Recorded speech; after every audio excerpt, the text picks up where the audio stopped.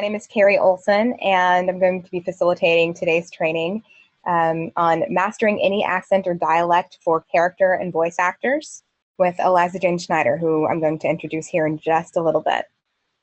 And just to confirm, can someone use the chat and let me know if you can see the screen?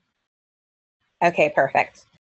Okay, so prepare to learn. Get rid of all of your distractions, close your door, basically pay attention. It's going to be good, and it's a lot of information. We've actually added some information on demos since last time, so you're getting more than we've ever presented in a class like this. Interact with us, which you're already doing. Use the chat, use the Q&A.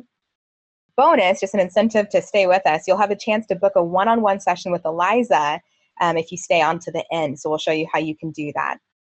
We're going to talk about accents and dialects and voiceover and character voices, how to lasso those voices in your head, saddle them up, and ride them like wild ponies. Other webinars coming up in our series, Accent Reduction Masterclass.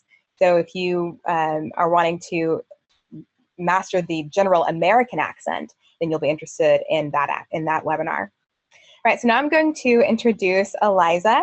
She is a dialectologist, a celebrity voice coach, and researcher.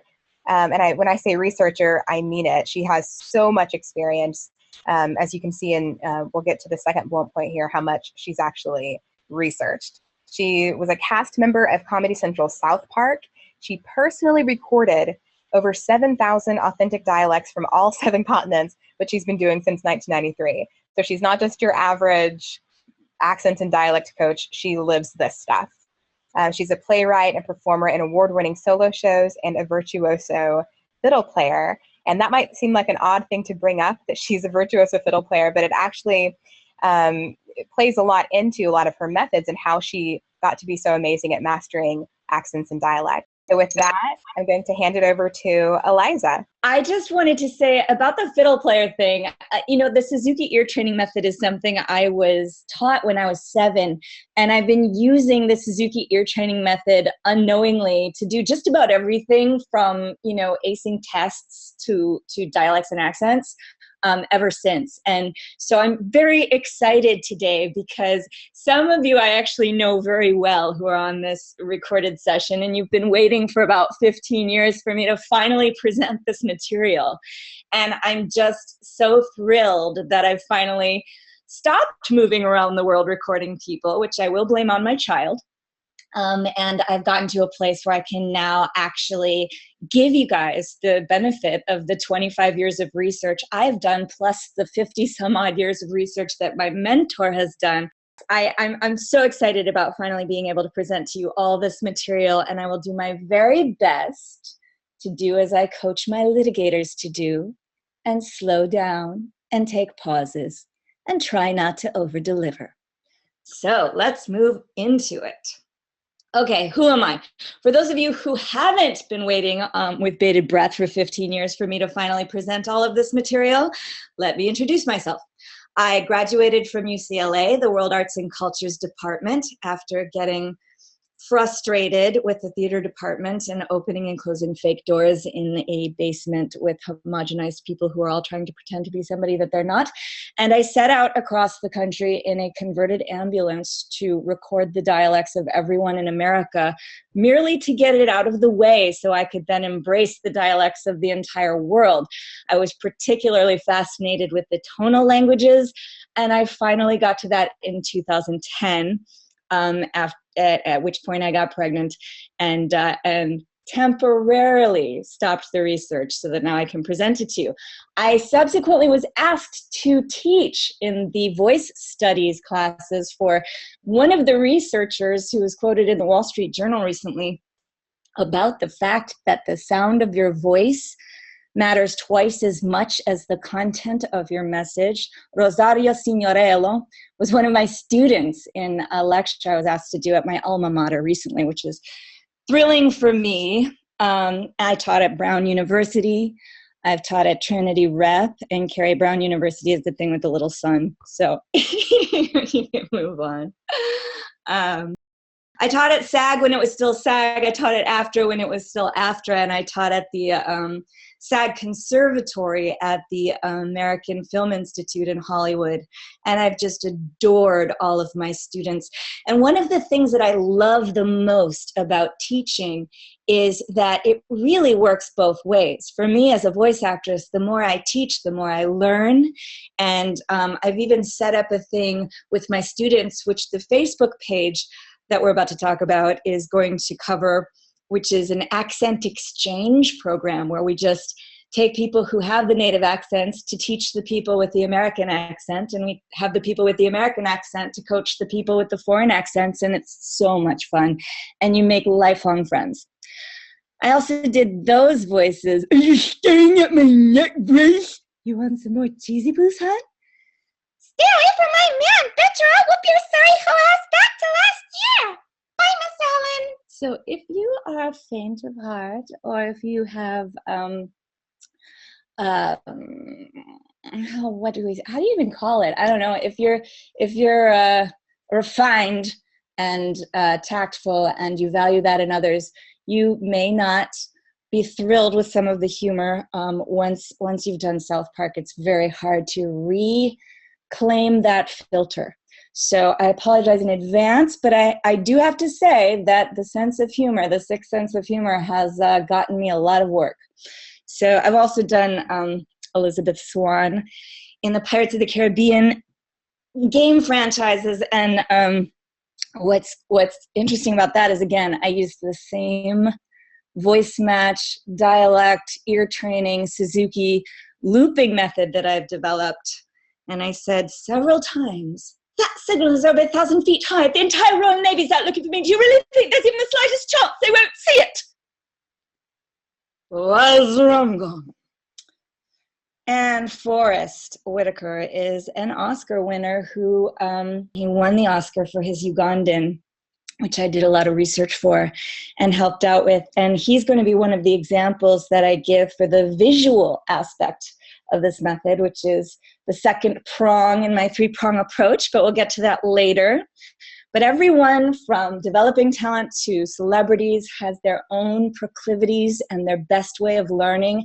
And one of the features of this program is that I really can get in there and suss that out in you and work with your strengths. In the beginning. Does this sound familiar?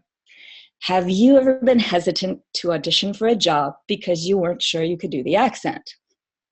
I know my friend Steve Bloom, who was in my class last spring, was coming to me with that very issue. Do you think you may have lost a job because your accent didn't sound authentic? Or your accent was too thick? Are you great at doing imitations but need more confidence to pass as a local? I see Manso still has an Italian accent, and I'm seeing a lot of yeses here. So, have you ever been insecure about your accent? So what we're going to cover, number one, the differences between accents and dialects. Number two, questions to ask before getting started. Number three, and this is the big one, and this is what you can come away with from this webinar without having to move any further. It's my three-step process, my three-step method for learning any accent or dialect authentically.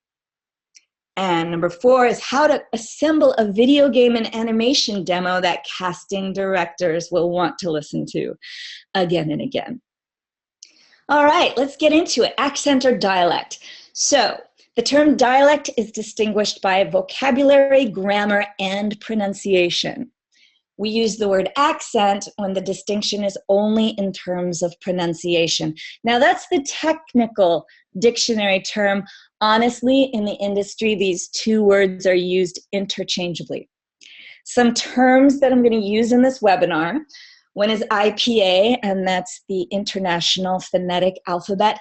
And this is a beautiful code from my fellow nerds out there, where there's a single symbol that directly corresponds with every sound in spoken English. I mean, technically it's supposed to be every sound spoken by anyone in any language, which is why they call themselves the International Phonetic Association. And they have the International Phonetic Alphabet. There are definitely, if you ask me, a few sounds missing. But what I'm going to show you ultimately, and another thing I'm excited about, is reading through that interactive IPA chart online and showing you how it directly corresponds with the tongue positions in your mouth. And once you sort of crack the code to this, it becomes an invaluable tool for you to score your material on the fly. It's sort of like learning to read music. In fact, it's exactly like learning to read music. And of course, if it scares you, that's fine too. We have another visual method for you, which we'll go into. And General American English, GAE, is one of the templates against which we are going to compare all of the other dialects of English. GAE, General American English, and RP are both sort of these fabricated standards. They don't actually exist in the wild. RP is received pronunciation. It's the Queen's English. And these are the two things that I give you as a bonus in my course at the beginning so that you can have sort of a template against which to compare these other dialects. So before you begin, you must ask yourself, how much time do I have? If you've got an audition tomorrow, the answer is none time. I have no time. So that is a factor.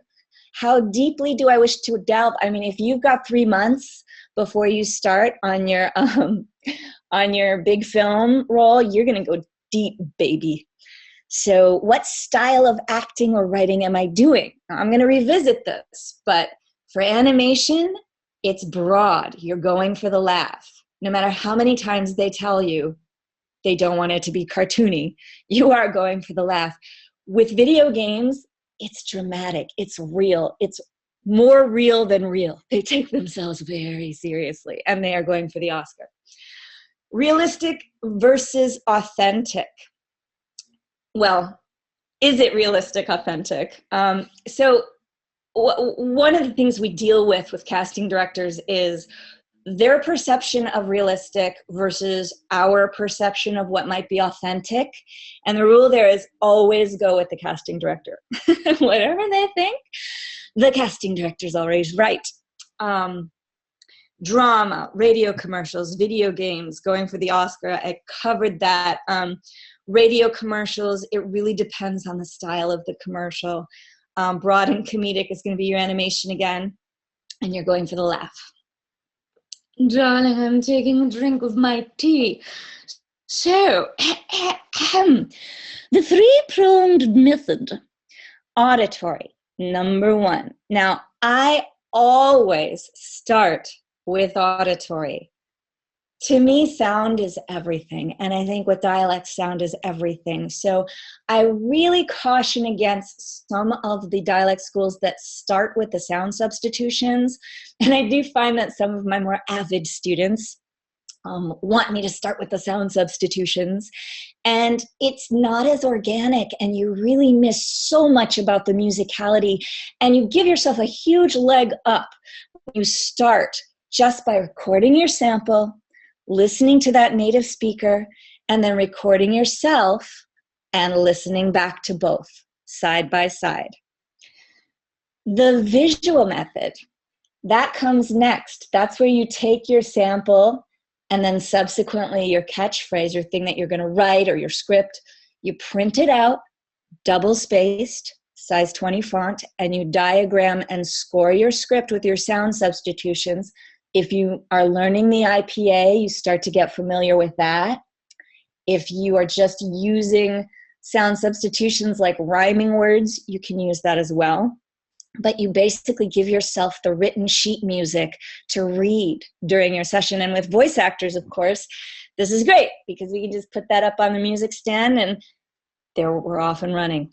So kinesthetic is the third aspect of this. Now, once you've listened, once you've done the mimicry aspect of this, and once you've got 3 or 4 different samples that you're sort of getting your own sound from, And then you do your visual work and you make sure you notate those sound substitutions. The third thing you do is, once you've listened back, you identify the places where you still sound different, and you listen back with a friend, you listen back with a coach, you listen back with a musician, and then you circle those words that you're still doing differently than the sample, and you practice those sound substitutions, and that's where my drill sentences and sample words come in. Then you repeat, you listen to yourself. I think I talked about that. I'm not even looking at this stuff. I'm just Step one, listen. So how do you find authentic samples? Now, of course, this was the seed of my research. Back in 1993, when I was in college, I was looking for authentic source material on these accents and dialects, and I found nothing.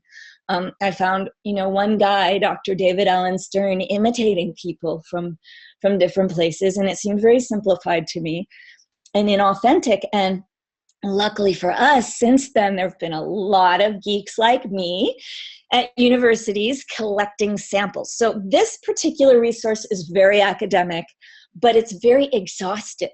George Mason University did this great collection of 210 different language groups, and once you familiarize yourself with the IPA, you can go on there, and it's a very short, very funny little speech about a frog, and asking Stella to go to the store. And, if you're in a hurry and you've just got to grab those specific sounds, those 6 signature sounds of the dialect, and score your copy with it, this is a great resource. The issue with this is the speakers are all reading. And as we know, we don't sound natural when we're reading, especially if English is not our first language. And it does help to know the IPA. So moving on to idea, I'm getting another sip of tea, darling. It's really difficult to sip your tea without a British accent. Now, step one, listen, we've got the Dialects Archive. This thing has gotten huge in the last several years. And I'm a little bitter, because Paul Meyer over at Kansas University has minions, and he's got, a university behind him, and, that's cool. It's a great resource. It's definitely designed more for actors. You can find it. It's very easy now to navigate. As you can see from this screenshot, you've got all your continents. You can click on a continent and go there. The one thing to be careful about with this site, though, is that many of these people were recorded at Kansas University.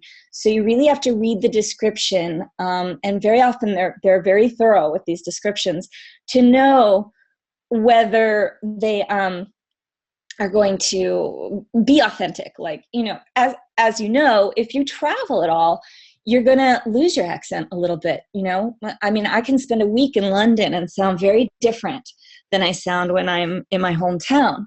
So that brings me to the next resource. Other potential sources of recordings. You can Google stuff. Again, you got to check your source. I would get on the telephone. That's what I would always do. Find the time zone, get on the telephone, find somebody who's just bored, a local who's sitting at a gas station all night long, libraries, the local post office, ask random questions, and just go see humans in person. Go to Chinatown, go to the nail salon, whatever it is, wherever these people that you're looking for congregate, go there and listen. But this one, of course, is my favorite. And this is the one that some of my friends who are on this call have been waiting for forever. And this is one of the perks of joining my program. At the end of this webinar, I'll give you the opportunity to become a member of this database. And it's really exciting. And I am just now uploading all of my some 7,000 odd samples. And we're going to be doing that 1 week at a time, one area at a time, and you're going to have access to all this stuff. So all these, of course, since I went there myself and made sure that I was talking to a pure sample, they're all native speakers. They all were recorded in their hometowns, and many of them were recorded speaking to each other in very candid contexts. I will say no more. So this is going to be a fabulous resource for you guys. We have developed between myself and my students, and mostly me trying to nail all these voice match auditions, because honestly, all of the South Park characters that I did were voice matching Mary Kay Bergman, who passed in 1999, and most of my work has come from voice matching, and I realized that all of my dialect work came from voice matching the people I met on the road. And my award-winning solo shows have been voice matching, basically, you know, what I used to refer to as channeling, but I realized there was a technical way to teach it. So what we do is we get you on your... So everybody wears, you know, fashionable clothes, their own clothes. So everybody wears, you know, fashionable clothes, their own clothes. So this is a tiny part of a 14 section loop. So what I do is we take a little tiny phrase that's very digestible, and then we loop it 14 times, and I teach you how to do that. And then you'll mute numbers 4, 6, 8, and 10. And then you get into this sort of chant, which takes you out of your thinking mind, out of your head, and into your sort of reptilian mimicry mind. And then you can hear that loop. So it says that the sound went away. So I'm going to repeat what I just said. This auditory looping method, you take a small section, like with Keira Knightley, I took, that signal is over 1,000 feet high. And then I looped it 14 times. I muted numbers 4, 6, 8, and 10. And then I simply repeat along with her, and you get into a chant. You get just into a non-thinking space, and you can, your mind and your brain will automatically make you do it right after these, and you'll hear yourself in the blank space, and then you'll be able to listen back and compare. So it's a process of basically taking your critique, your critical mind out of this, and just getting into a repetition mode. And it may seem like it's very labor intensive or time intensive, but the fact is a loop of 14 of these phrases generally takes about 50 seconds. And then once you have these things running, you really get to learn these dialects and accents as songs in your head. You know, you ever notice if you're singing a Barbra Streisand song, you sing it like Barbra Streisand? Ageless and evergreen, you know, a little bit like Barbra Streisand. I'm still working on the thing. But anyway, I said I'd mute 4, 6, 8, and 10. And then by the end, when you're repeating exactly with 11, 12, 13, and 14, you get that timing. And what happens is musically, you'll get the tempo, a totally different way of breathing. You'll get the pitch, lilt, timbre, resonance, tone, all these aspects of dialect that you can't really teach through visual sound substitutions. So you start there, and then we move on to personalizing it. Step 2 is the diagramming. So what you're going to do is you're going to transcribe 1 to 5 minutes of a native speaker. If you're an auditory person, like I know many of you are, this may be all you need. This is all I needed when I did my one-woman show. Once I had actually transcribed all these recordings of these people, it was very much a Studs Terkel kind of Anna Devere Smith kind of documentary theater piece. Once I transcribed them, they were just in me. And the transcription process is key. Now, I've had some celebrity clients who've had their assistants do the transcribing, which sort of defeats the purpose. So again, if you're an auditory person, just this transcribing may be all you need to just get that ingrained. Talk to yourself while you're doing the transcribing. When I did this with my Plantation Southern sample, it was, you know, is that an ambulance you're driving? I think that's just wonderful. And you really have to keep talking. That really helps. You print that transcription double-spaced in size 20 font. And then you're going to listen back to your looping exercise, look at your transcription, and circle the parts of the words that you believe you may have pronounced differently than the way they are pronouncing them. Your sample is pronouncing them.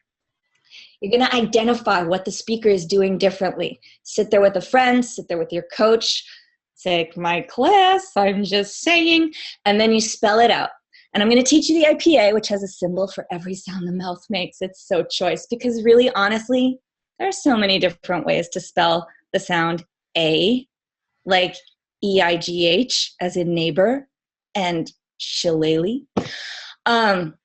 Train your mind to listen for like sounds. Now, this is when you don't want to deal with the IPA, which is perfectly understandable. We all learned an alphabet when we were 6. Why bother doing it again? I can see from that point of view. So what I do with people who don't like to use the IPA, for example, Forrest Whitaker, is we will respell. Robert Easton and I used to call this our half-fast respelling, spelled HALFFAST, half-fast respelling.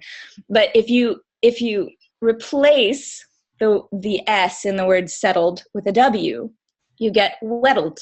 What in the weddled? What in the weddled is it? And so I have this fantastic way of tricking you into speaking in a dialect that you don't think you will be able to speak in.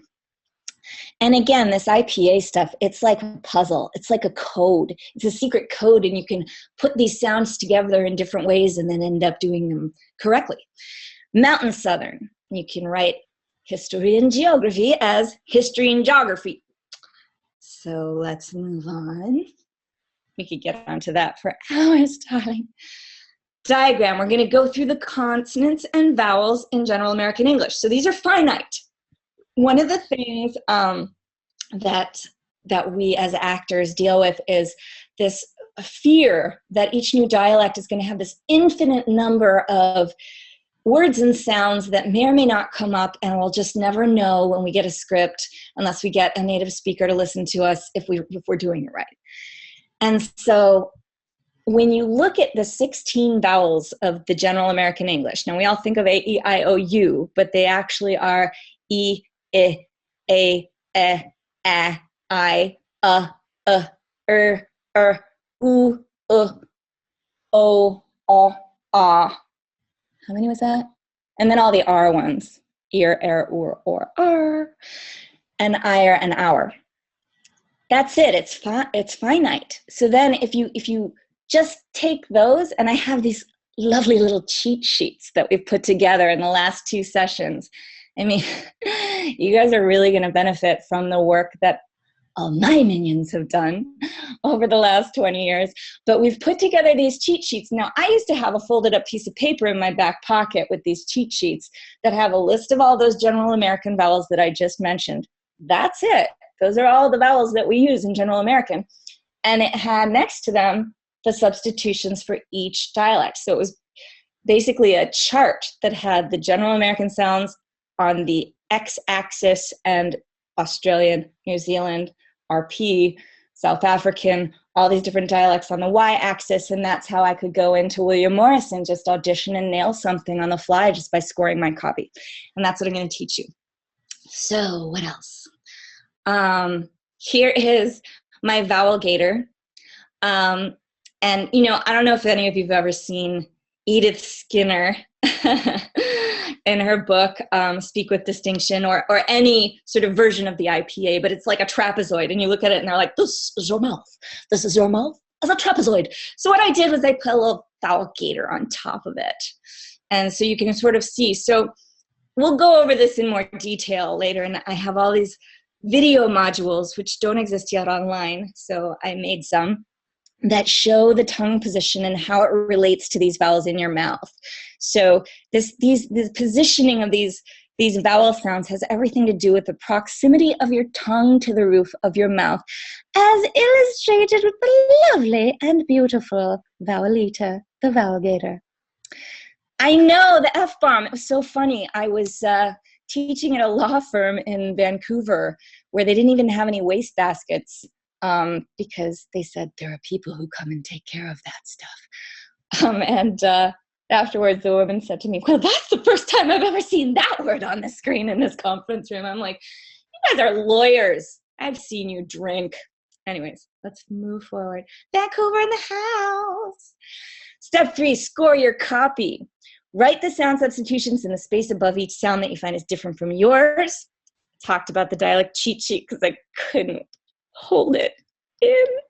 Bonus, sounds of letters. We're also going to talk about how the spellings absolutely 100% never correspond to the sounds. Yeah. You know what I'm high on dialects, baby. Tricks and tips. Ooh, we're on to tricks and tips. We're almost at the video demos and stuff.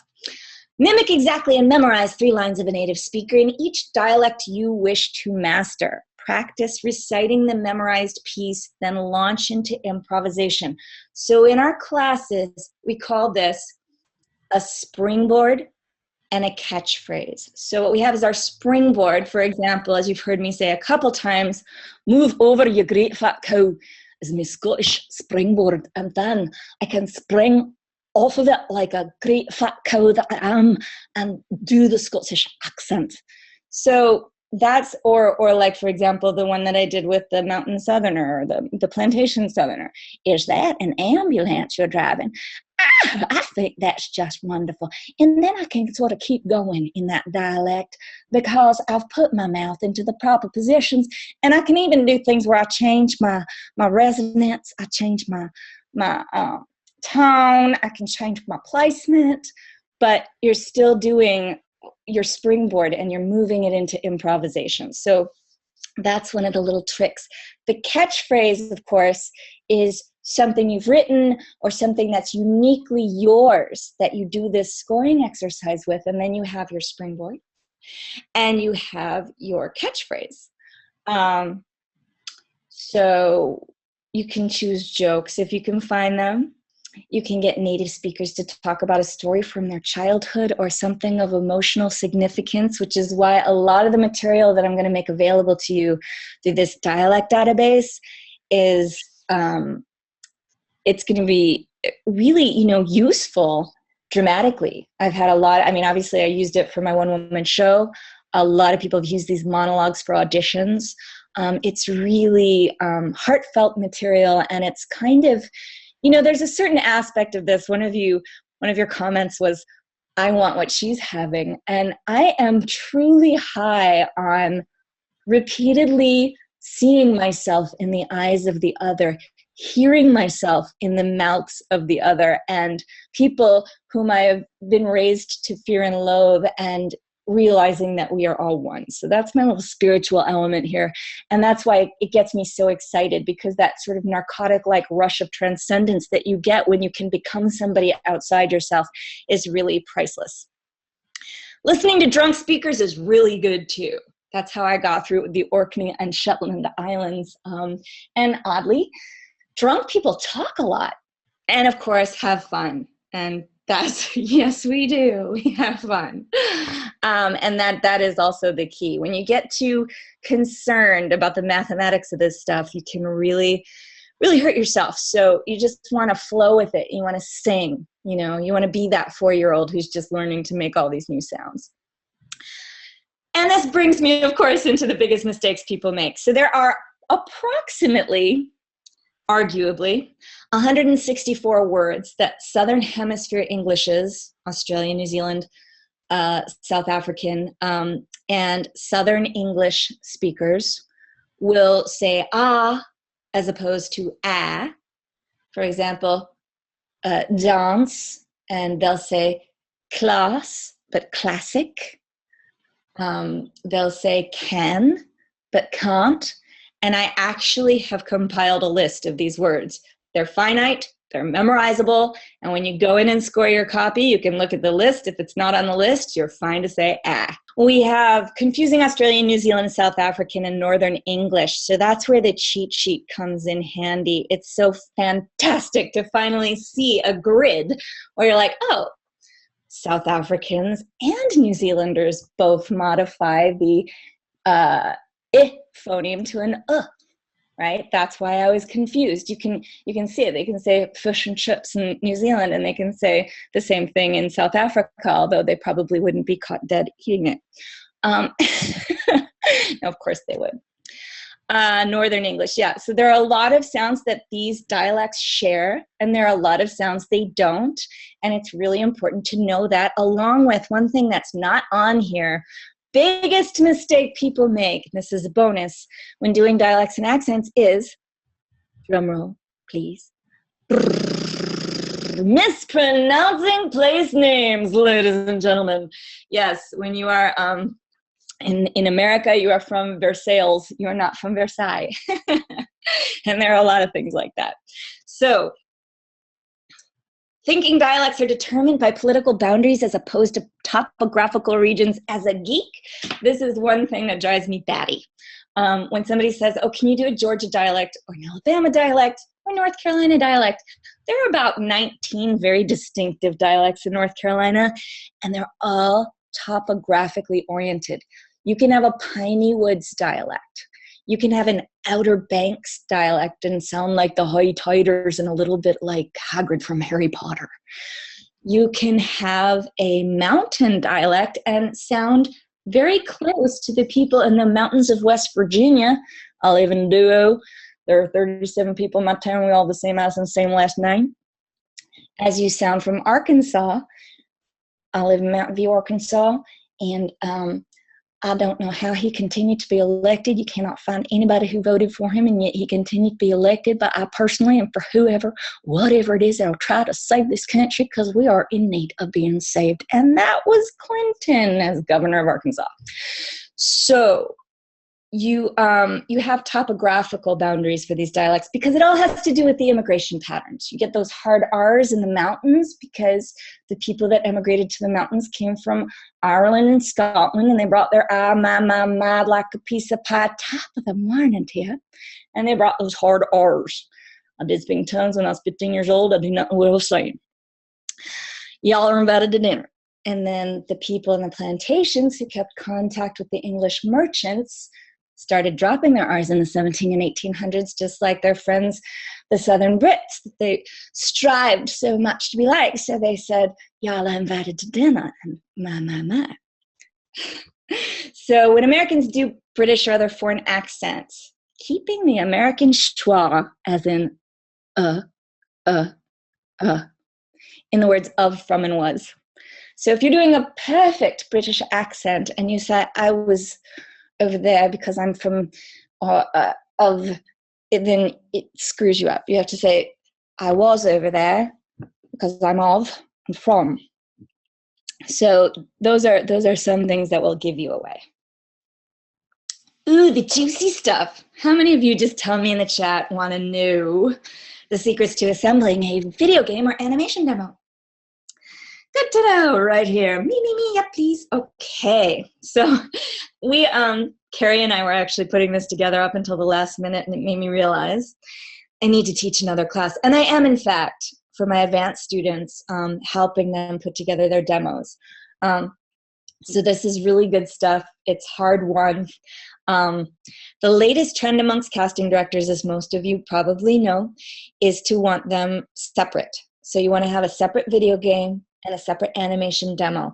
It's also very trendy these days to have a video demo. So if you do have a lot of jobs, I'll tell you in a minute how to find them, because many of us are not as good at playing Kingdom Hearts and Assassin's Creed as we should be. Okay, so they want them separate. Why? Because they're completely different styles of acting. So if I am Chris Borders and I'm casting, a video game, I don't want to hear you doing a super broad accent, unless, of course, it's Sly Cooper. But in video games, these people take themselves very, very, very seriously. You are going for the Oscar. In fact, the last video game that I coached for 2K, this one, they actually hired a British theater director who worked with Ben Kingsley to come in and really direct people into these very moving. There's Alex, my star, who did a very moving Oscar-winning performance in this fantastic game, which I don't even know if we're allowed to announce yet. Animation, you're going for the laugh every time. How to assemble a video game or animation demo. So it used to be 5 or 6 or 10 years ago that producers would charge upwards of $1,500 per demo, and I'm sure it's more now.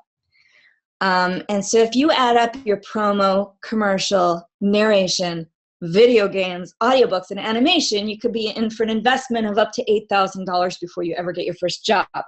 Now, I'm not saying this is a bad investment.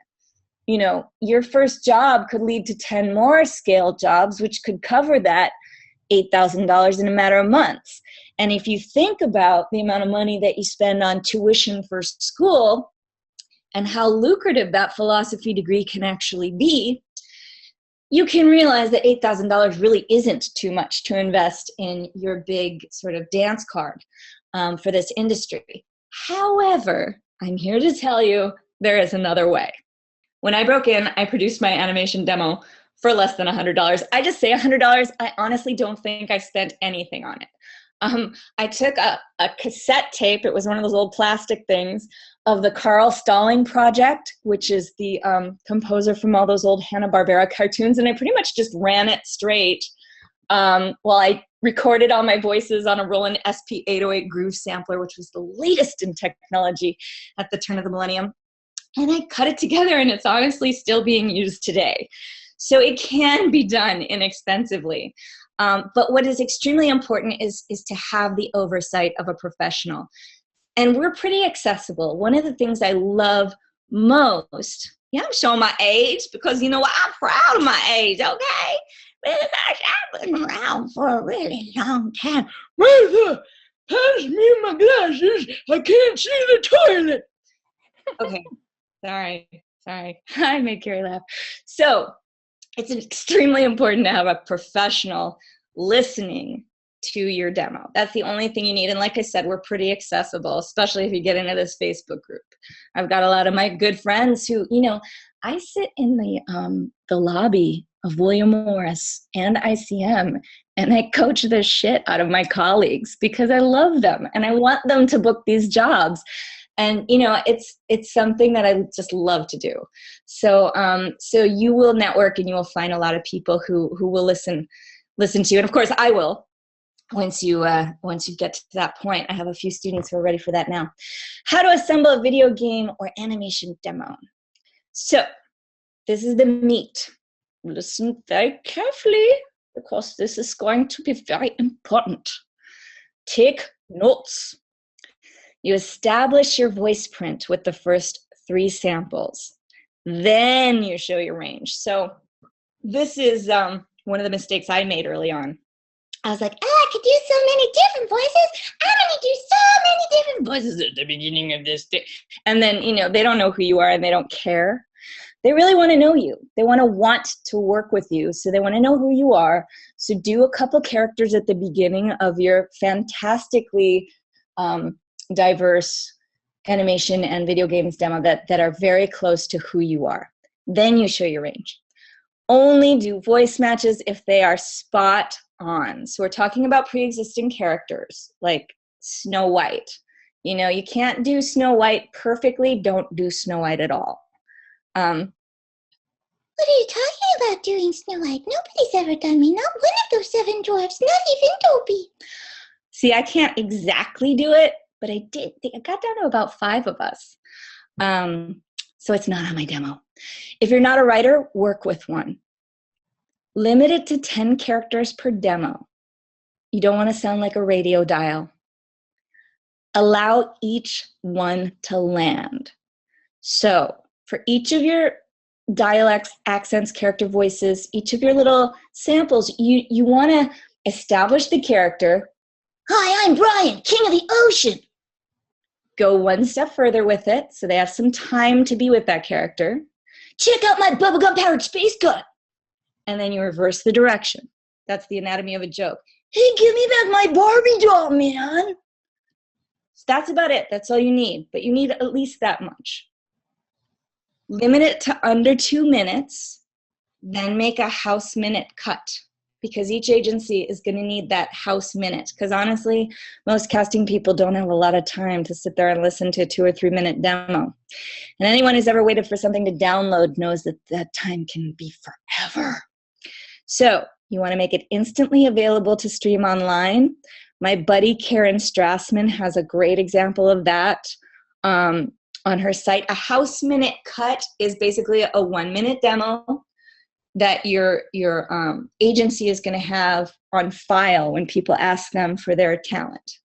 Before you start, go to videovoicebank.net it's this incredible resource that very few people know about, but it's actually the resource that most state-of-the-art agencies use to submit their talent.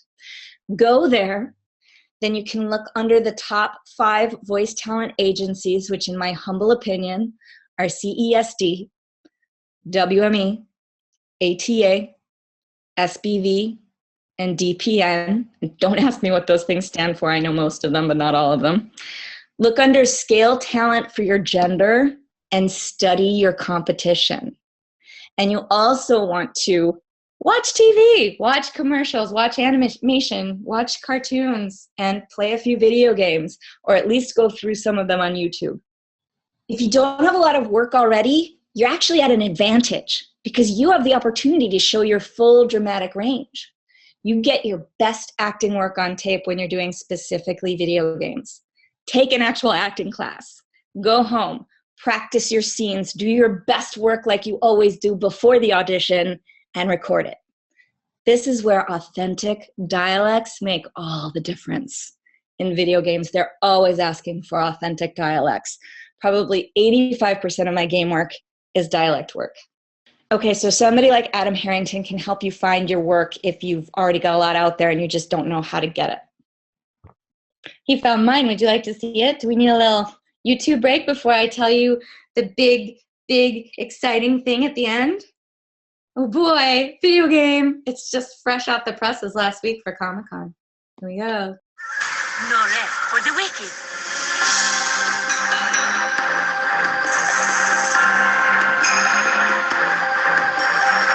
I weep for what might have been. You and I, side by side, wielding the power of the crystal. But there can only be one hero. I will orchestrate your demise! Why, you filthy, backstabbing, two-timing scoundrel! Anyway, why don't you take one of your vehicles out for a spin and collect some gear bits so I can get you all calibrated and whatnot? Ooh. My painted petals. What time is it? It's late, Rosemary. It's yours. From that day we found you, drifting at sea. Where are you taking me? Let me go! Imagine New Vegas if there was no Mr. House-type fella keeping the peace. Then give everybody a gun and a jet addiction. I'm not worried about me. Besides, it's only natural for a mother to worry about her children. Grima Wormtongue, they call him. And while he poisoned the king's mind, the land falls into neglect. In the western net stand 3 watchtowers, and I fear their latest reports have gone astray. The Templars seem to want it pretty bad all of a sudden. They must know something we don't. Do me a favor and don't step on me, all right?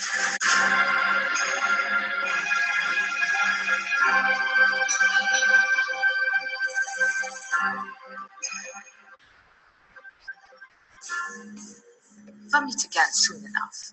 In the meantime, I have other guests to attend to.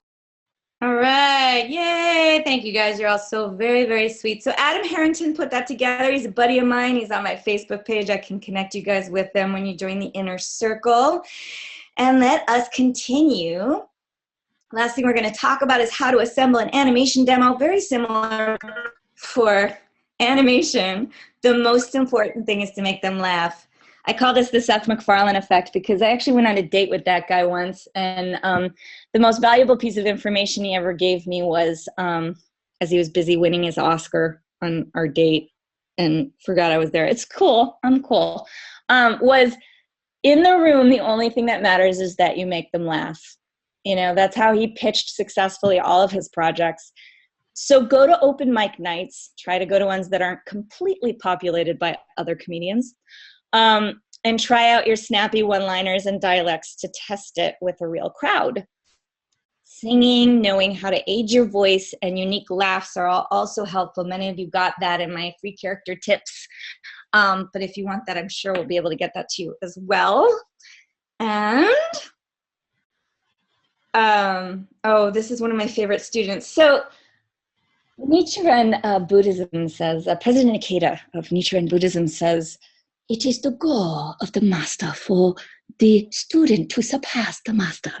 So when I saw my student Alex Puccinelli's name on the credits for Finding Dory, and my last work with that group was Finding Nemo, I was just mildly jealous. That's only one of the students that I'm jealous of. But you know, jealousy I think is a real that's an achievement. When you can be jealous of your students, you've done something. So yeah, he says Finding Dory was a super fun movie to work on, and Barbara Harris, who is like the lead looping guru of all time, is extremely happy with my work. Cannot thank you enough for all your help and guidance. I'm gonna play just a little bit of Alex's demo, which we put together. Now this is before he'd done anything. I actually had to clean it up for this webinar, but here's a little bit of Alex. Honey, you take frozen foods. Zoe, my little pumpkin, you take produce. Ready? Right. I've been out in the bayou all this time trying to fix the motor on the boat. And that darn thing still don't want to start. You're ugly when you cry. Blu-ray? I don't know what a Blu-ray is, but VHS has stolen my heart. Fire up those burners, Muffin Man. We got a big order to fill. I've seen a lot of gunslingers in my day, but you're the lousiest. Reach Jasper, the baddest house mouse on the planet, fool. You really want to know what's wrong with this nation? I'll tell you what's wrong. He laughs and makes fun of me. Well, now the tables have turned because I have taken these steroids.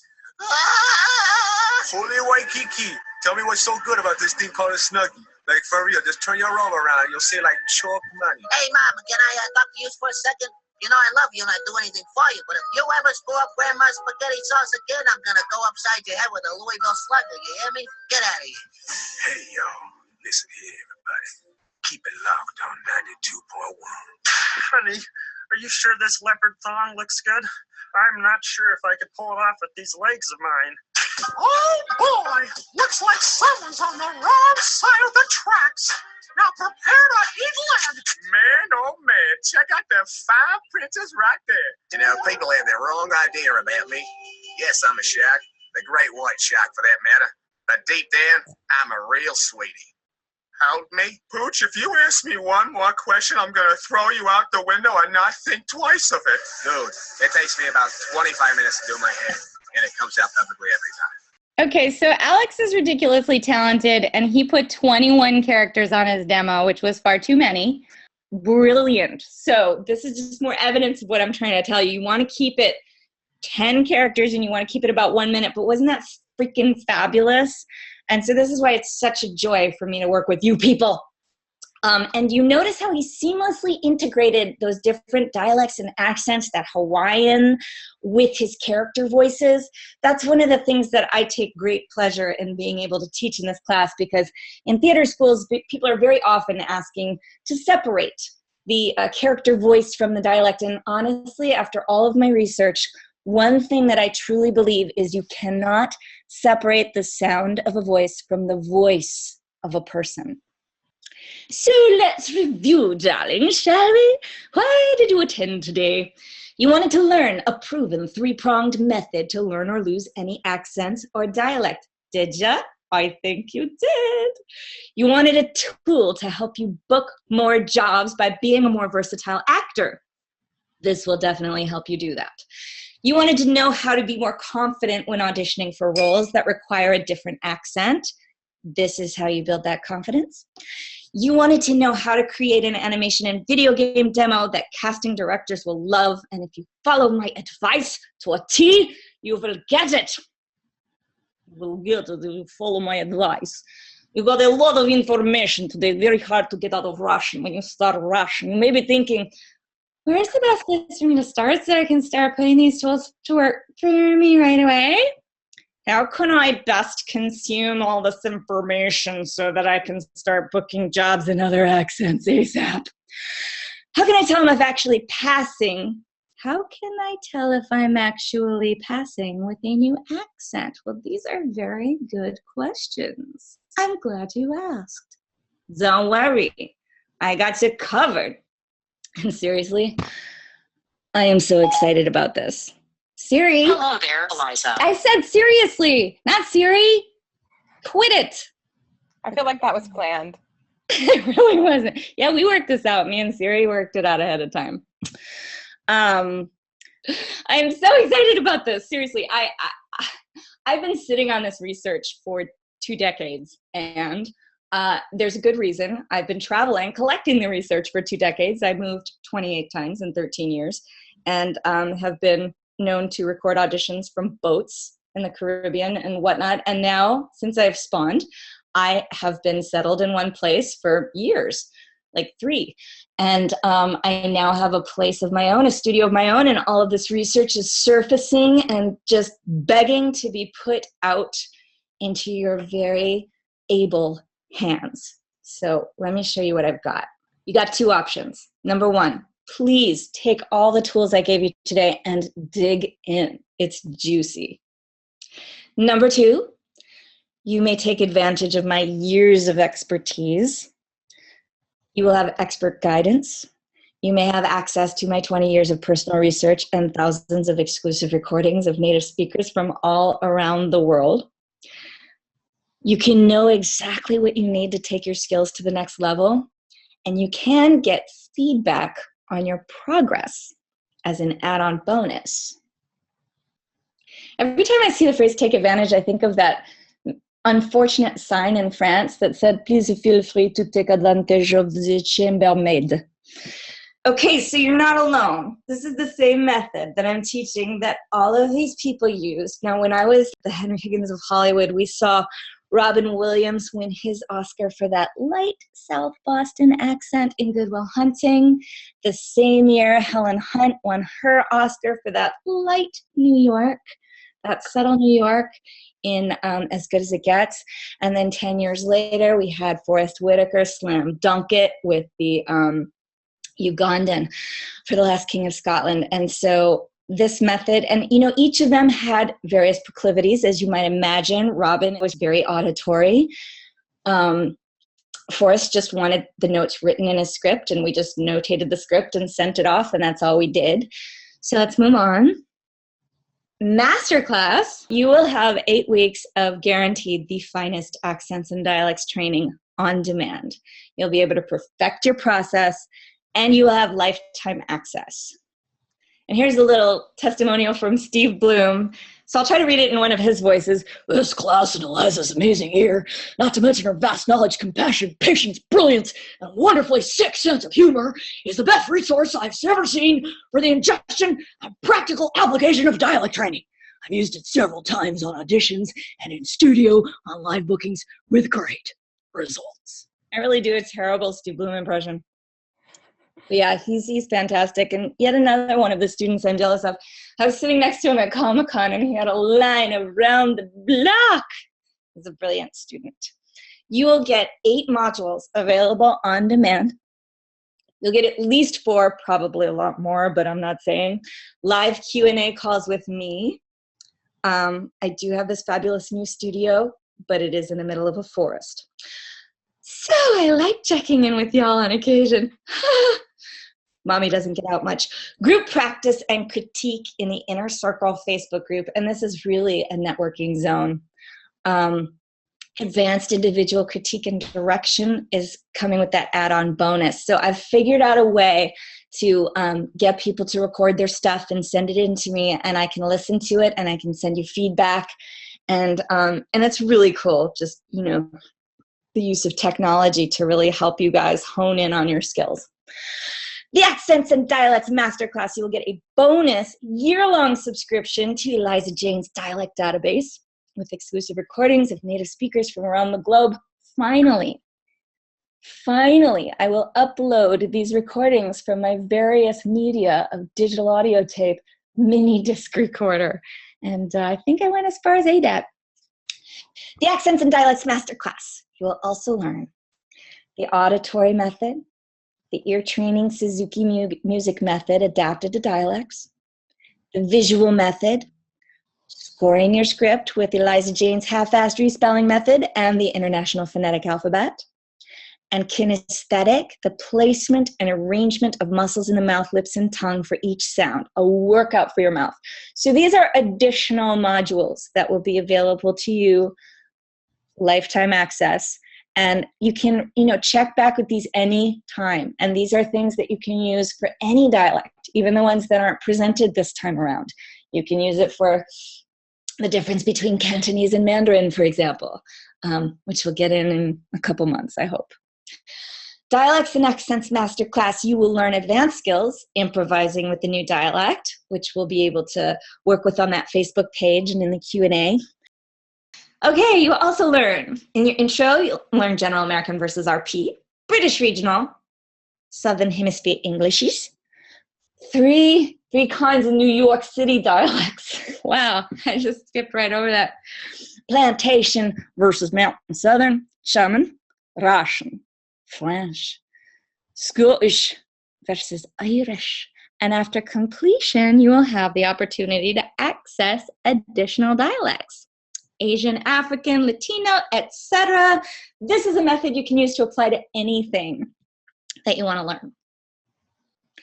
The Accents and Dialects Masterclass, when is it? It's on-demand lectures, unlimited access to the Inner Circle Facebook group and dialect database. And in the labs, we're going to cover the 8 most commercially viable dialect regions. And in the lectures, I'm going to talk to you about the distinctions. All these mistakes that people make confusing Australian with New Zealand with South African. That's going to be one module. So there's a lot of information. You can listen to it again and again, and it's visual, so you can see it as well. And we're going to cover the stuff that's most commonly requested by casting directors deeply. We're going to cover what's authentic versus what's commercial, which is really important when we're talking about booking. When you join, you'll get these assets. The kinesthetic, you're going to get these very funny drill sentences that I wrote many years ago. Zebra peas, unbelievably greasy. And it's really, I think it makes it a lot more fun to do these exercises. And sample words, of course. And you're going to get recordings of the native speakers from around the world. I already talked about this. You're going to get those candid conversations. You're going to get my springboard loops that I've already created. So for those of you for whom GarageBand or Twisted Wave or whatever these, if you're daunted by the technical aspects, we will provide you with some springboards that you can practice with. And you'll get recordings of the visual assets, which I'm about to discuss. The visual assets are going to be the vowelita, the diagram of your mouth. You're going to get that list of those specific 64 words that the British say ah, and we say ah. And by we, I mean Americans. Dialect master cheat sheet with all the sound substitution, which honestly, this is worth I can't even tell you how much I've invested in this. Oh my God, it's worth everything. The cheat sheet, for crying out loud. The Accents and Dialects Masterclass, fast action bonus. Here's what we told you at the beginning. No fee America. The first 5 people to sign up today and they will get a free private coaching session with moi, which is at this point a $450 value. Isn't that fascinating? That's what happens after 25 years. So let's do this. Ready to master every accent and dialect that you wanna? Are you ready? Are you ready? What's my investment, Eliza? How am I ever going to afford it? Well, we tried to put a value on this, and we came up with $15,200, which honestly is about what I spent on gas on my first trip across America. Luckily, we're not charging this much. You may get started today for just $99. How can this be? Let me sort of explain. So for the modules only version, there's one payment of $650 or then monthly payments of $99, which is very affordable. For modules plus the bonus, which means I take the time to listen to you and critique you and send you your critiques back, is one payment of $949, which if you do the math, I'm loving you. Or 10 monthly payments of $99, which makes it really easy. So hopefully it will be easy enough for me to meet you and hear your voices. I can't wait. So yeah, those fast action bonuses are limited spaces. They're the first 5 people to sign up today because I don't have enough time to see all of you privately, but I would love to. They get a free private coaching one-on-one, which is a $450 value. So, And I would go so far as to say, if you sign up in the next 15, 20 minutes, I'm going to do my very best to accommodate that, even if there's more than 5, because I really do want to help you guys out, and I love the one-on-one stuff. So this is one of my favorites. So you just click on, or actually you have to type in, right, Carrie? Yes. You type in dialectmasterclass.com, and then what do? When you get there, there's 2 options. So you can click on modules only or modules plus add-on bonus for the individual feedback. And from there, it takes you to a super simple order page where we don't ask for a ton of information like, your address or weird stuff. It's just your first name, last name, and your email address so that we can send you your login. And then you pay for it and you're in. So this was another of my students that I was jealous of. So I auditioned for Princess Leia, and Brian Nefsky over at Disney Character Voices knows me. And he said, you know what? You're so close. You got it almost perfect, but your voice just doesn't hit that low note. So he hired me to come in and coach the 3 finalists for Princess Leia, and I coached Julie, and she booked it. She nailed it, and she has built an entire career out of this one character using that same voice matching process, that same and Aldron, that very unique Carrie Fisher 19-year-old sound. Carrie Fisher herself couldn't even reproduce when they brought her in. So I'm particularly proud of Julie. All right. And I want to say welcome to Christopher. He signed up. We'll see you in the inner circle. So exciting. Yeah, and I have to tell you, this is probably the last time I'm going to offer this at this rate, because it's just so much information, and it is my life's work. I think I'm so excited about getting out right now that I'm just like offering it at a very a serious bargain, but I'm really looking forward to making it available to you guys. Is this from Allison? Mm-hmm. Yeah, I think you wanted me to read Allison's, right? Yeah. Okay, so Allison, who is a 20-year voiceover veteran who's amazing. She's actually my voiceover coach, and she wrote this. She's taken 2 of Eliza's classes now, and she says, Eliza is hands down the best of the best. I have studied with Robert Easton before he passed, who was considered the top of the top, and she is the female Robert Easton. Eliza is not only an amazing voice talent with range that will blow you away, her understanding and ability to convey information about dialects is beyond remarkable. I learned more from her in 1 lesson than in multiple sessions from even Robert. So. Yeah, it's just so cool. But keep in mind too, these are actual videos and audio. So it's not your typical dialects tapes thing where you go to Samuel French and you get a bunch of tapes and you play them in your car and you drill them over and over. This is actually a lot of different visual aids, my mouth pronouncing the sounds, discussion of the evolution of the dialect. It's all aspects of it. And I'm just going to keep putting more and more information into this, especially in the dialect database. So don't be overwhelmed by it. You can just keep revisiting it over and over. So this whole lifetime thing, this is the first time we've ever offered this. Oh, and there's a money-back guarantee. There's nothing to lose. So it's a 30-day money-back guarantee. So if you, within the first 30 days, if you log into the training and you actually view all of the modules and you do the homework and you don't believe that the class has offered what we said it would, that you're not learning the accents or the methods to learn these accents and dialects, then we will give you your money back if you do it within 30 days. I'd be happy to. Happy to. Absolutely.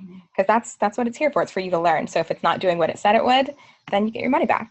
Yeah. So everything you're getting, again, you're getting that 8-week course, lifetime access, and critique, which is up to a $4,000 value if you use me to the extent that you can.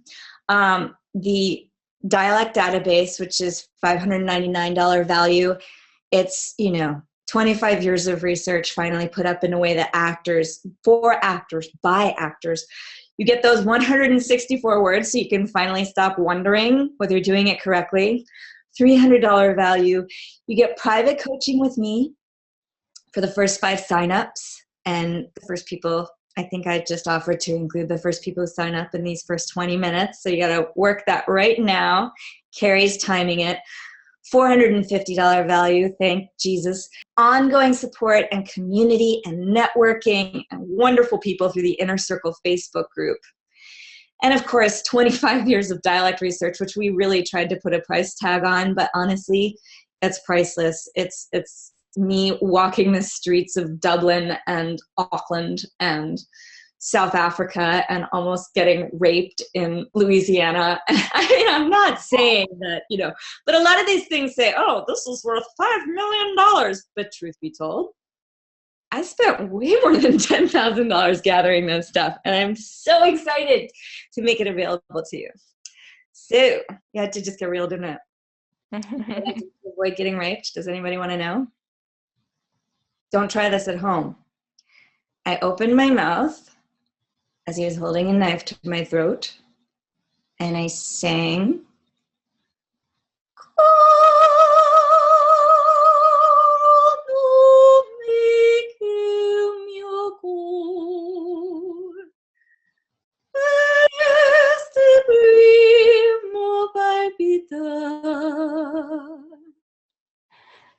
I don't know if my computer speakers are picking that up, but I think that guy was actually on acid, which made my operatic register sound even more calming to him. And he backed away. He didn't kill me. It was awesome. I don't suggest trying that. So go to themasterclass.com. I can't wait to see you. Select the option, join the option that works best for you. You'll receive an email confirmation, and then you log in. And I get to see you in the Q&A. I get to hear your voices. So if anybody has any questions, now is the time. I'm reading. I have my glasses. We can't have an old lady. Don't they book you on your... Here we go. Let's see. So you've got a lot of questions coming in. So we'll stay on for as long as we can and try to get to as many of them. Is the cheat sheet for sale itself? I wish. No, I can't make that available separate from the class. Whoop, whoop. Sounds like Dear just signed up. One-time feedback, no. I'm going to give you feedback multiple times throughout the class. You're going to send me recordings of each one of the 8 dialects that you end up doing, and I am going to give you feedback. So it's a weekly thing. So if you signed up for the feedback, you have to have your original recording uploaded to the site by a certain cutoff day, and then Eliza will evaluate and send you personalized feedback.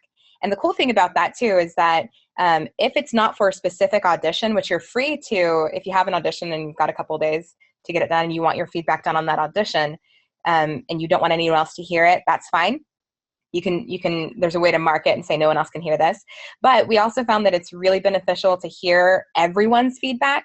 So unless it's something where you've like signed an NDA or no one else can hear it, it's all going to be, oh, I sound like Kerry Washington? Okay. But unless it's something where no one else can hear it, then there's going to be a place where you can go and listen to everybody's feedback. So it'll be like a lab where you can go and listen to everyone's feedback, but you don't have to, you can do it on your own time. So it's not like you're waiting to get also, I'm doing this on my own time too, so that I don't waste people's time, because last class we had people, waiting for a while to hear their feedback for their own thing. So if you have the time to listen to everybody's, you can learn a lot from listening to everybody's mistakes. And then if you don't have that kind of time, if you're real, pro and you're just working all the time and you just don't have that time, you can just get your feedback.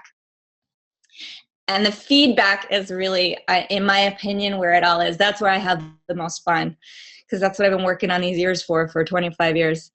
I do offer accent evaluations. That's a whole separate shingababob. But if you are one of the people who, is it still within the 20 minutes, Carrie? Yeah, we're still good. So if you sign up right now, you can get that accent evaluation as your private. So sign up now. How many people are signed up? What am I in for? We're good. I'm just going to name a few people who've signed up. Oh, there's another Eliza in the class.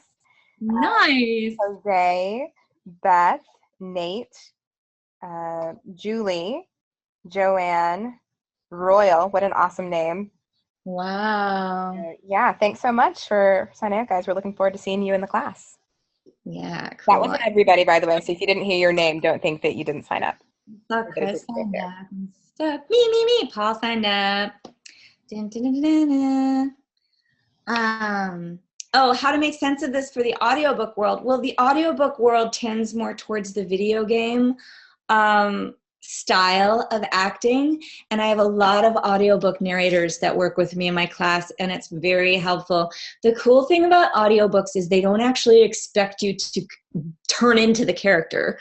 So the suspension of disbelief is there, and so just a few of these scoring aspects from your cheat sheet can change your audiobook. Usually when I do an audiobook, I'll read the whole thing and I'll score it first. Like I did one that it was a murder mystery set in northern England that had all kinds of place names, and this will teach you a method of going in there and, you know, finding the people that have those accents and just writing it right into your book. Again, it's like reading sheet music. And it just makes it flow so much easier, and it takes so much less time when you get this method down and you go through that book once, you score your copy, and then you go through it only once when you're trying to do all the dialects correctly. I have to go back to this question because I think we've tried to answer it 4 times now.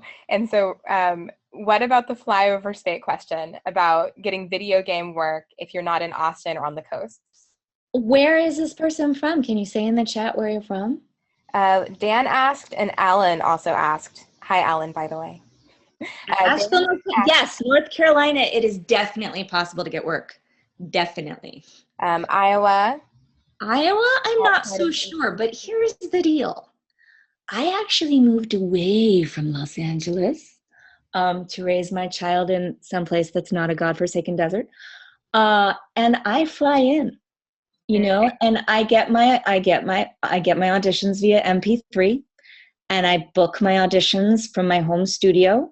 And then when I get the job, I call up Alaska Airlines and I fly in, and it's usually about 10% of, you know, a scale session fee. I usually ask for double scale at this point, but you know, it's still less than the session, and these sessions can be, you know, 2 to 4 hours. So you think of it as a commute. And you fly in. But definitely Vancouver has a huge industry right now. Seattle is starting to book a lot of video games. Of course, Toronto, North Carolina, Atlanta is where a lot of the industry has gone. But it's really spreading out. And I can tell you who's asking about New Orleans, Louisiana. I just did a game, as did Alex Ruiz, where they were looking for authentic dialects from New Orleans, Louisiana. And there were a lot of casting directors involved who would have flown you out just to get that accent. So I say that now more than ever, you can do this career from anywhere. You just get that demo going, and if you're willing to travel, you know, and sometimes if you're exactly what they want, they'll record you remotely. I record remotely all the time. It's all a matter of honing your skills. And I think probably too the size of the job, because there are smaller video games that aren't going to be as you know, prestigious or well-known, you know, that aren't these huge games that everyone's playing that you can get, and you can really be anywhere for those. A lot of them, they wouldn't be in-person sessions anyway. But yeah, for the bigger ones, you can commute, or like Eliza said, if they're okay with doing a remote recording session, then yeah, that's a possibility too. So how are we going to notify the first 5 registrants for the modules and let them know? My assistant is going to email you to schedule a time with me. And it's not going to be immediately, just so you know. I got family stuff in the next couple of weeks and a lot of jobs, and I'm traveling. What can I say? But I will definitely accommodate all of you. Oh, yeah. Southern Louisiana Cajun is one of the bonus ones that I'm going to throw in with the Southern module. I have so much fun with American Southern. I have 27 different Southern accents that I'm going to give you guys, separately recorded and all spliced together and, you know, cleaned up. And we're going to talk about the distinctions between them. And in addition to that, we're going to cover Cajun Creole, Yat, and the North Louisiana, sort of what they call the redneck dialect down there, and how very different they are from each other. And if you want, I might even teach you a little Haitian. And by the way, this is being recorded. I've had a few people ask. So if you missed something, or, I mean, I know Eliza went through a ton of information, so I'll send out the recording to everyone who was here. Here's a good question from Joseph. He says, I have 0 experience. Would this class be too advanced for me? I'm based out of Dallas. And I think that for what the class is, I don't think it would be too advanced, because Eliza's going to start you from 0 to how to learn these accents and dialects. But if your question is, I have 0 experience in voiceover, is this too advanced for me?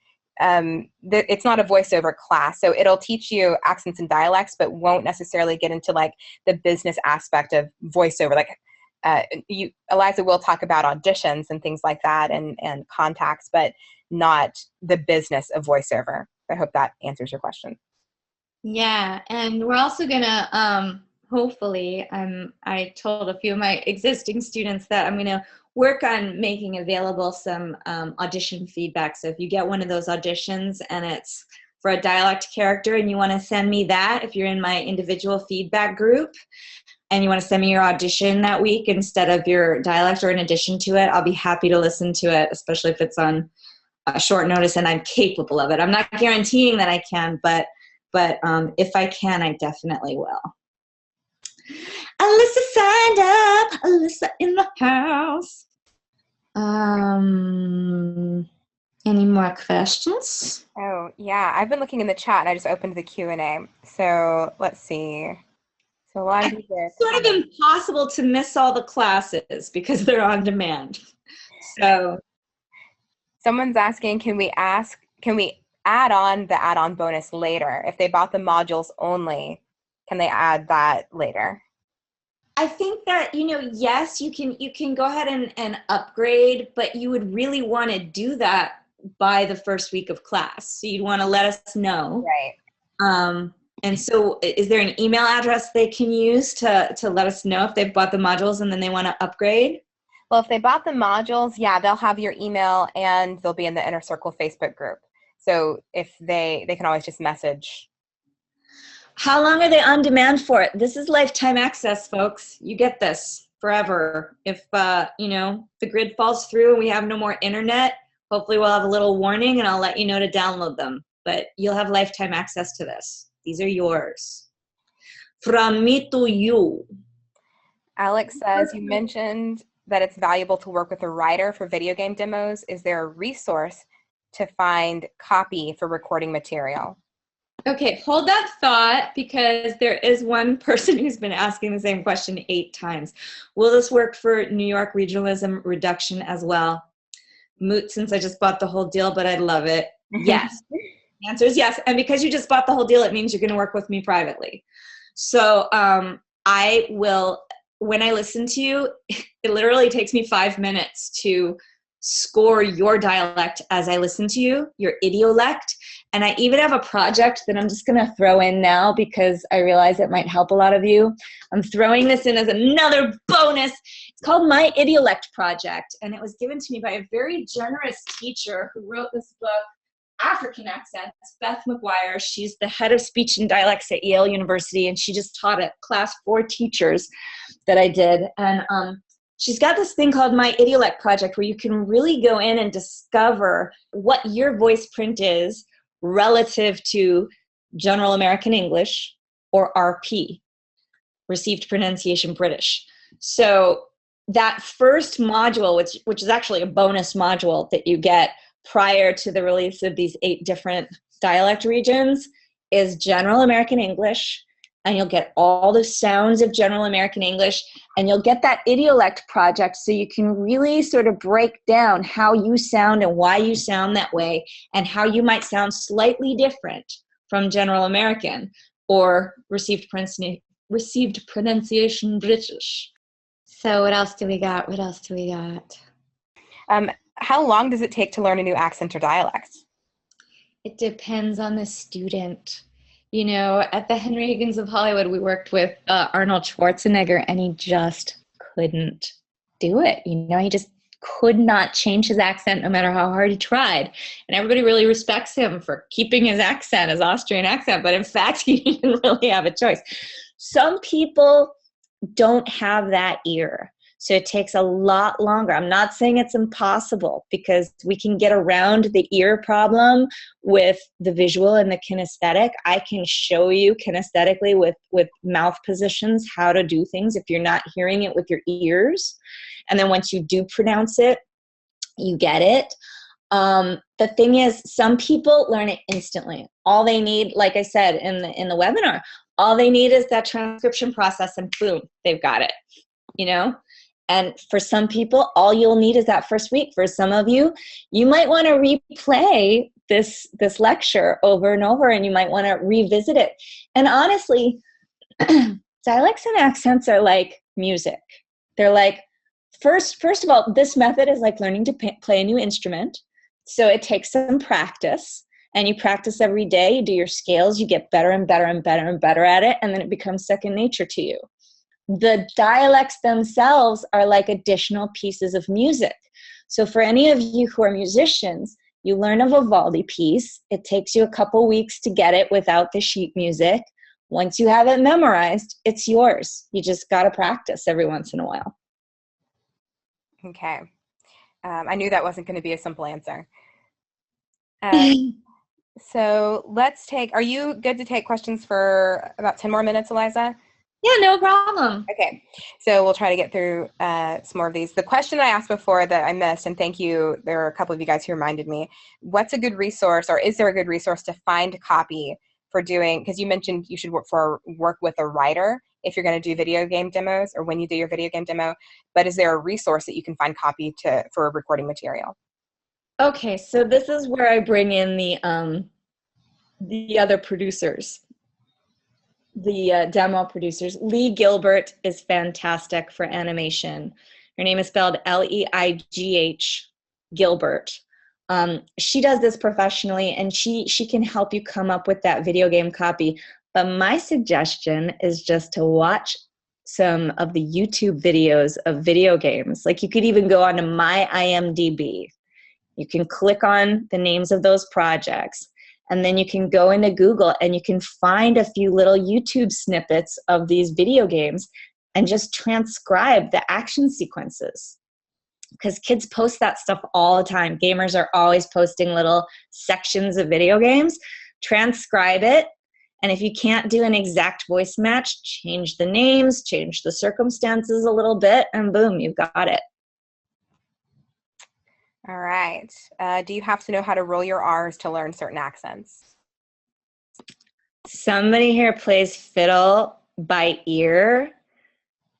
Everything from bluegrass to grappelli. You are going to be a brilliant dialectologist person. I don't remember what your name was because you're a little bit up in the chat, but I hope you've signed up. What was the question? Do you need to know how to roll your R's to learn certain accents? I can teach you how to roll your R's. I just taught someone how to roll your R's. So what you do if you can't roll your R's, you practice by laying on a mattress with your neck hanging off the end of the mattress or bent over forward.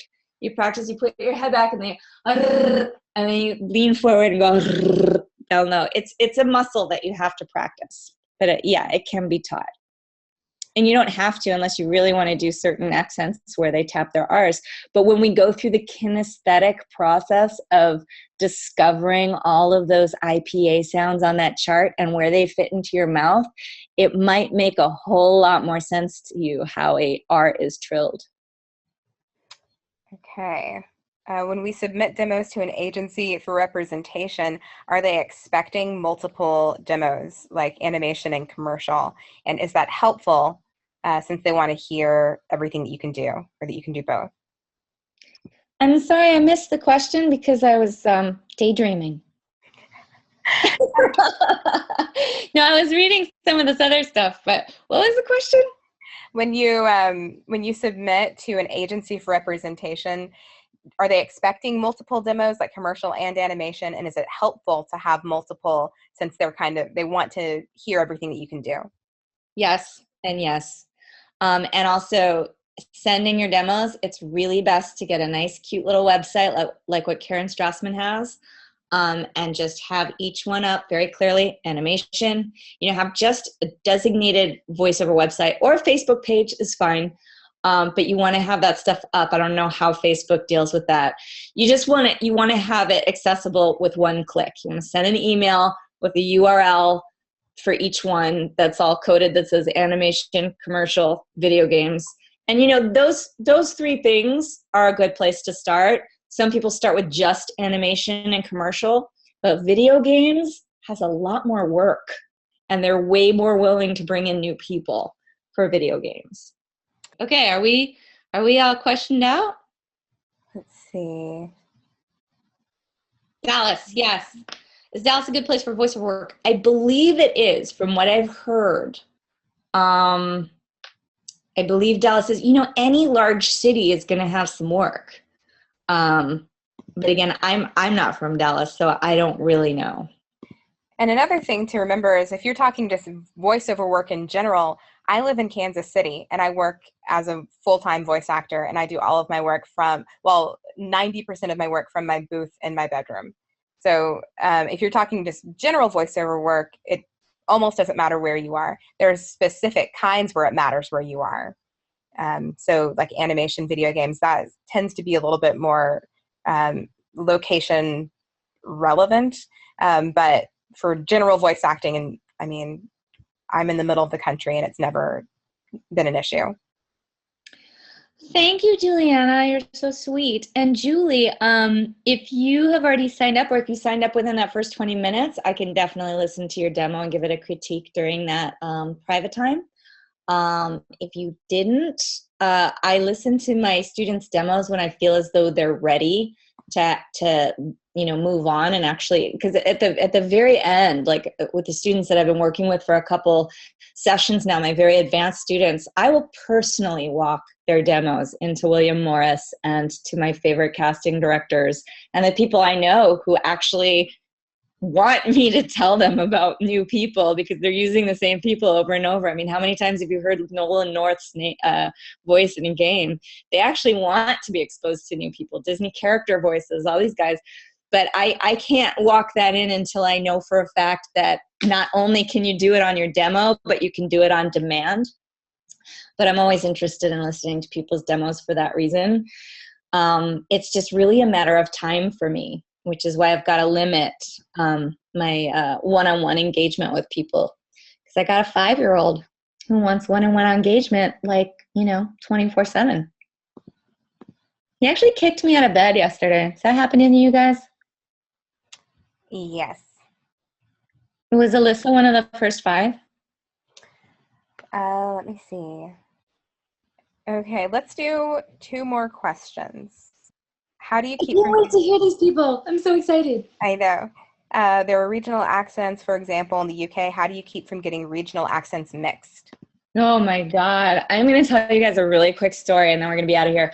So I had a dialect nightmare at the beginning of my career. It was 1997. I was still with ICM, and my agent got all excited because he told me he just heard that I went across America in my ambulance recording dialects and that I was this dialect expert, and he was so excited, and he saw my one-woman show, which was all about America, incidentally.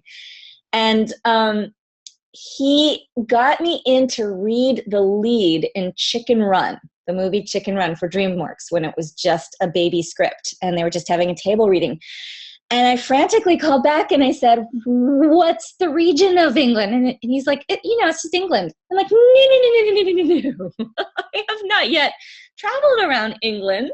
I am not an expert at regional English dialects, and I don't think anybody can be. Like, even people who live in England, if you're asked to do a Liverpool or Workingham dialect, which is practically unintelligible, and you're from, Cornwall or East Anglia, you don't know what the hell to do. That's why there are so many diverse dialects in England. You stick with your own neighborhood. But anyway, so I get there. And I'm all done up in this crazy on-camera makeup because I was still working on the on-camera career back then. Heavy eyeliner, very, there's sort of a little prejudice with voiceover people. They don't wear a lot of makeup. You show up with a lot of makeup, and you gotta work for it. So I show up, and they told me, oh, just do Helena Bonham Carter. And I was like, Helena Bonham Carter in what? So I'm trying to do this just basic RP accent, and the character was from Lancashire, which is a very specific dialect, and every other actor at the table read, whether they were playing a grub or a field mouse, was from England, and the director was from England. And this is why I started meticulously doing this research, because it was awful. It was so bad that the director stopped me halfway through reading the lead, and it's actually only a few scenes into it, and he said, "You're grating on my nerves," and he recast one of the other Brits who was playing another role. So yeah, I had that experience. But now, put me in there with those Brits any day of the week, baby. But yeah, how do you keep from confusing them? Module 2 is going to teach you all about that. And I actually bring in a native British dialect coach and friend of mine, Gillian Frost. And she and I have a whole panel discussion where we go into the distinctions between Liverpool, Welsh, Yorkshire, Lancashire, North London Cockney. And then, of course, once you know this method, all you have to do is this simple 3-step process with the native samples that I've got on the database, and you can figure it out yourself. And you memorize it, you memorize it like a song. So I have my Yorkshire song, my Liverpool song. My Liverpool song is a homeless guy who said, "We're in the Bondo Church, my mum's a cow." There's a lot of these people talking about cows in that region. Is that it? Is that my last answer, or is there some pressing one? You've got one more I wanted to answer, and I wanted to answer, answer that via text. So how long can you use a demo? How long can you use a demo? Well, I've been using the same one since, when did I make it? 1997? You shouldn't do that, though. I don't know the answer. What do you think, Carrie? So I've heard commercially, I do 99% commercial work, so I don't do video game animation as much, but I've heard 1 to 2 years. Well, it should represent you for at least 1 to 2 years. 1 to 2 years. Yeah, and also, styles change. Styles of acting change. So as you don't want to have a lot of Hanna-Barbera stuff on your current demo. But at the same time, once you start working, I really haven't needed a demo myself lately. I just, you get to that point in your career where you just get calls. So hopefully you really, you beat the pavement with that demo for 2 or 3 years, and then you update it with your new jobs. You're going to want to do that. You're going to want to add your new jobs and take out the stuff that's not quite as competitive and put in the stuff that's new. All right. Well, thank you all so much for being here tonight. We had a blast, and have a great rest of your evening. We'll see you on Facebook, and we hope to see you in the class. Yeah, and one last thing. If you guys have friends who you wish had time to see this today, send them the replay, because it is so much fun to do this with a friend. I have so many students who signed up with a friend, and now they get to practice all their dialects all the time, and it makes a huge difference for you in the class. So sign up your best friend, and you will not regret it. All right. Have a great night, everybody. Bye. Thank you. Thanks.